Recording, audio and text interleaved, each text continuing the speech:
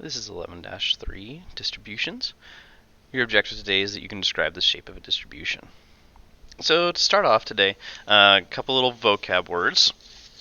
So the first one is what's called a histogram. Histogram is an approximate representation of the distribution of data. Approximate representation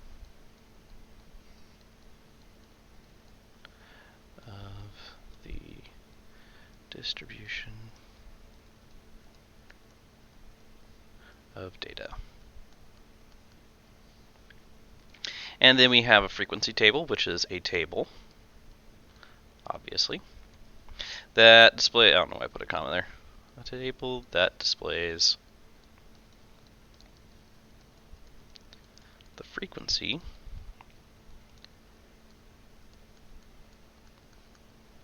of various outcomes.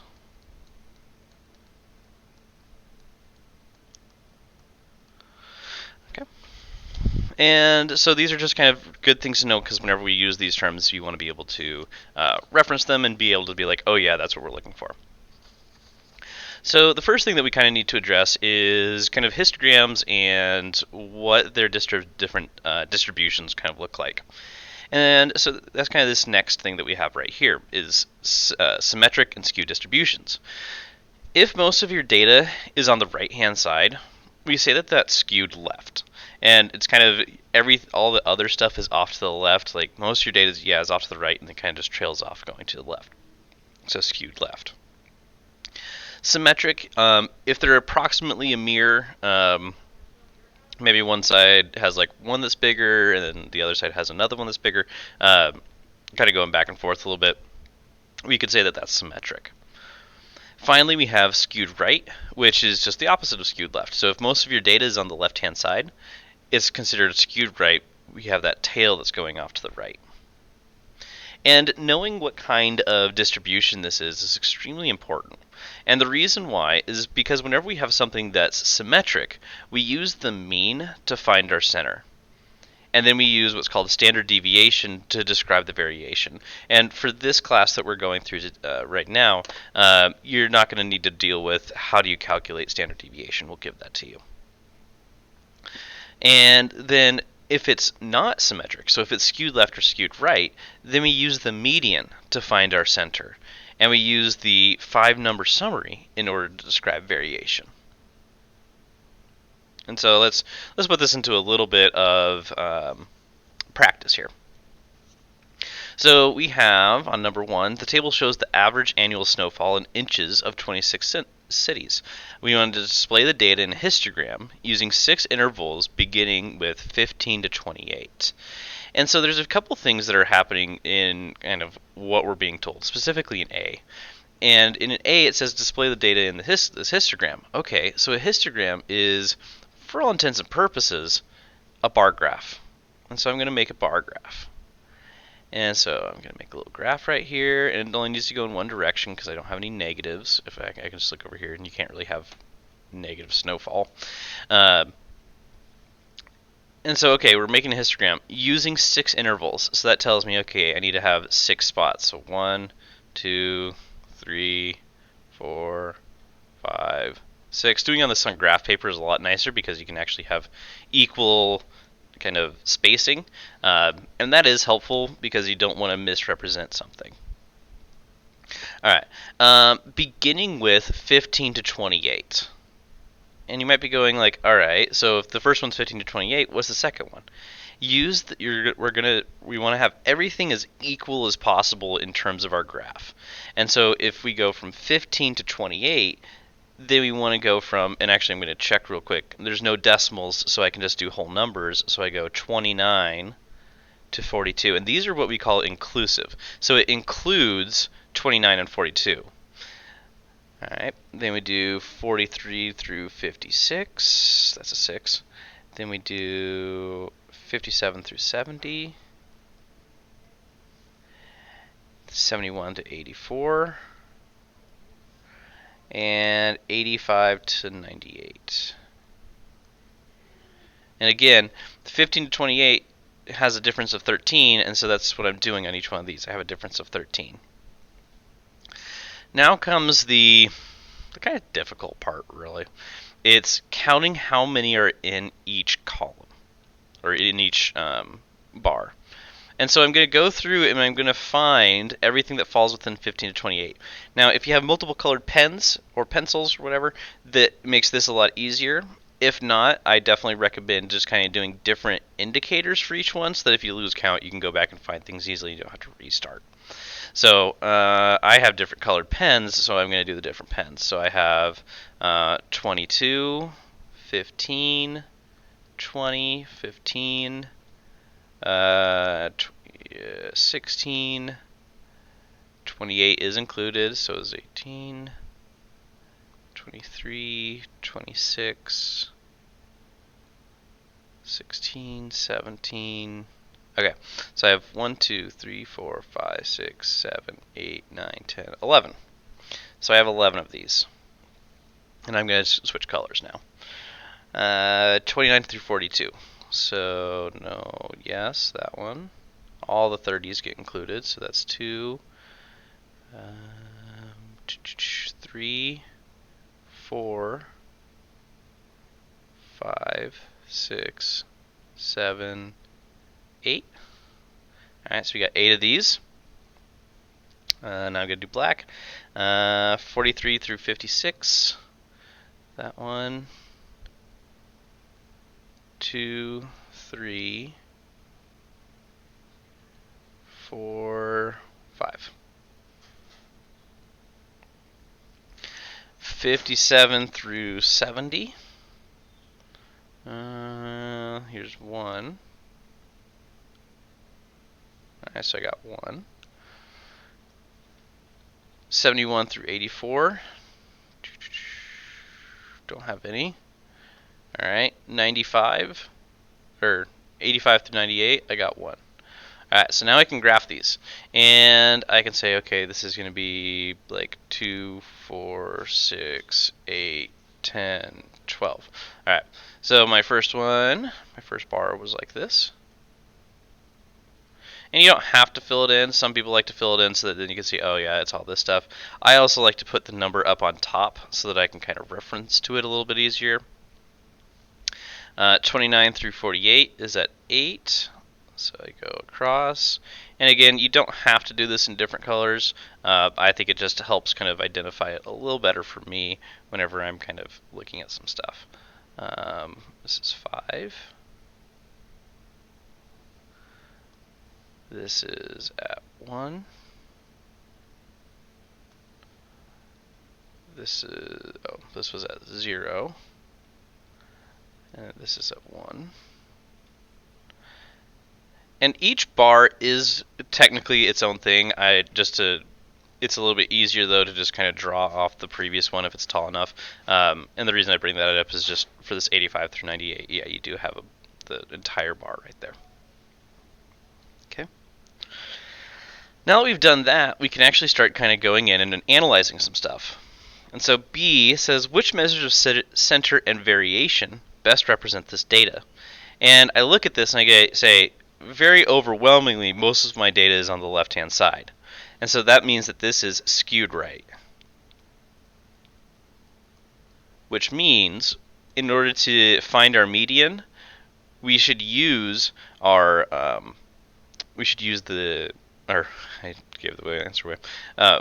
We're going to be using the median to find our center. Part C, a weather station lists the top 20 snowiest major cities. The city in 20th place has had 51 inches of snow. How would you interpret the data? And really, C is only talking about what's going on in C. And you'll see these a lot of times in kind of these word problems. Is like they'll have all this other stuff going on and be like, oh yeah, and 51. And you're like, there's no 51s anywhere. But, so what we can go from this is, if the 20 snowiest cities, the 20th one has 51 inches, we'd expect that the top 19 had more than 51 inches. Had more than 51 inches. Okay. All right, number 2. The double histogram shows the distributions of monthly precipitation for 2 towns over a 5-month period. Compare the distributions using their shapes and appropriate measures of center and variation. So in looking at this, first thing I always do whenever I see one of these tables is I check the y-axis and the x-axis for each one. The x-axis on this one is identical because it's blank, that tells you it's the one that's below it. But then I also check the y-axis because sometimes along this left-hand side they'll be like, oh, we're going by, in this case, like 2s, and then this other one goes by 1s, and you're like, oh, this is, yeah. So you kind of get the idea.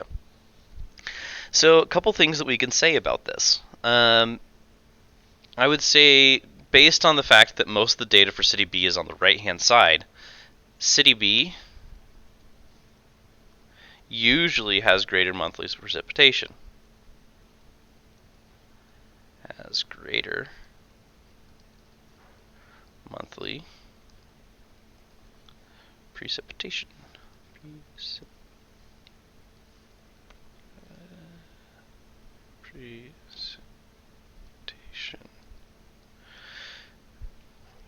And then looking at City A,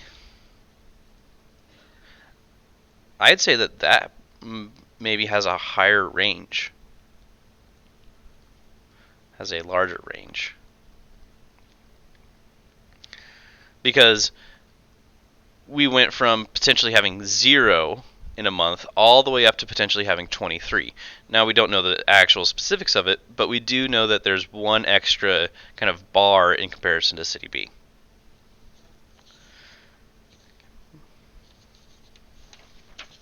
All right, let's do one more. The table shows the results of a survey that asked high school students how many hours a week they listen to music. We want to make a double box and whisker plot that represents the data. We're going to distribute the shape of each distribution.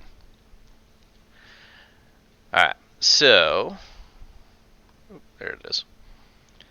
What's really kind of nice about this table is, hey, you know what this has? This has our minimum, it has our maximum, it has our median, it has our lower quartile, it has our upper quartile. The other two, yeah, we don't really need. So if I make this, make a little arrow. So we're going to make a double box and whisker. So a double box and whisker is simply just 2 box and whiskers on the same graph. To figure out how to start my graph, I'm going to start from my minimum, so the minimum of the 2, so in this case it's 16. And I'm going to go all the way to my maximum, which is 52. So I'm going to go by 2s to get there. So 18, 20, 22, 24, 26, 28, 30, 32, 34, 36, 38, 40, 42, 44, 46, 48, 50, and then 52. Alright, so I'm going to start with ladies first, so females. So the minimum is at 16. And I'm going to be labeling this because I went by 2s. And it's just kind of good to do anytime that you're drawing a box and whisker by hand. Alright, my maximum was at 40.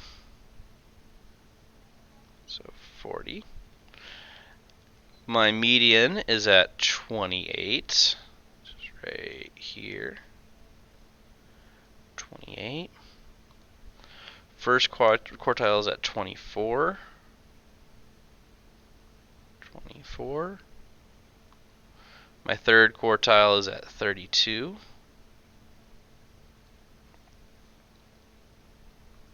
And now I can make this a box and whisker. So 16 goes all the way to 24.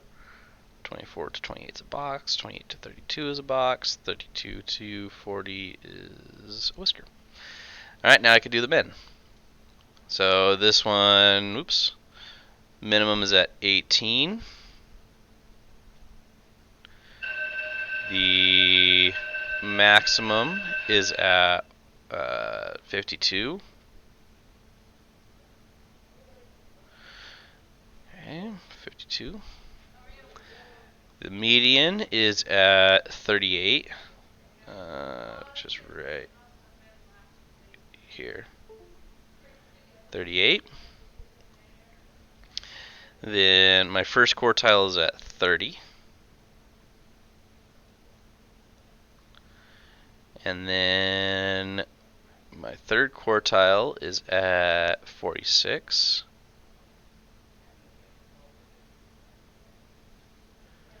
And now I connect everything.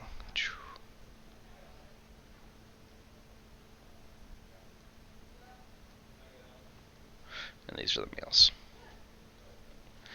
All right. So on B, compare the number of hours of music listened to by females to the number of hours of music listened to by males. For the most part, just basing it off of this information, I can make a pretty accurate guess that males listen to more.